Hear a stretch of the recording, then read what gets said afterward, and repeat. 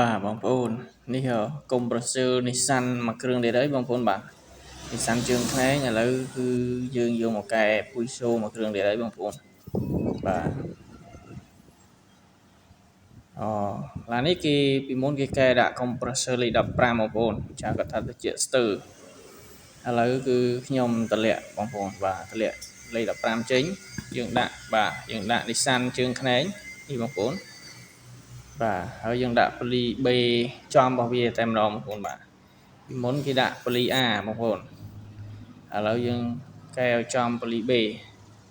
ឡូវយើងរៀបចំរៀបរយអស់ហើយបងប្អូនបាទទៅជាល្អបាទ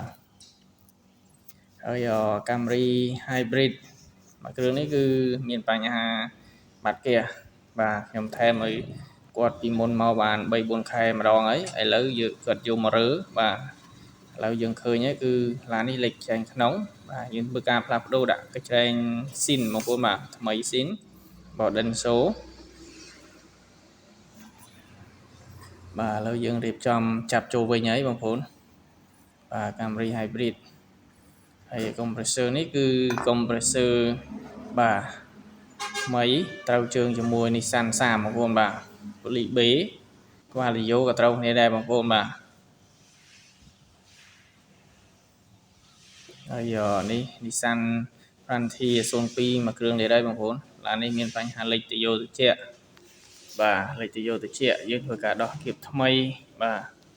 ហើយនឹងធ្វើការលាងសម្អាតចែងក្នុងឲ្យកើតផងដែរបងប្អូនបាទ Nissan Frontier 02ហើយពីតង់កន្លះនេះមកដល់មួយគ្រឿងទៀតហើយបងប្អូនបាទពីតង់កន្លះនេះគឺបាត់ហ្គាសអញ្ចឹងក៏យើងធ្វើការដោះឆែកចែងក្នុងហើយលេខបាទឡាននេះគឺលេខហូតក compressor ហើយនឹងលេខទុយោបងប្អូនបាទពីតង់កន្លះ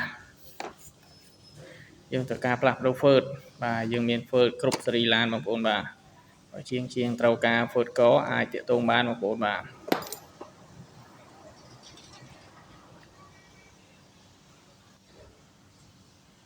ឡាននេះគឺមកក្រោយគេបាទរៀងល្ងាចហើយ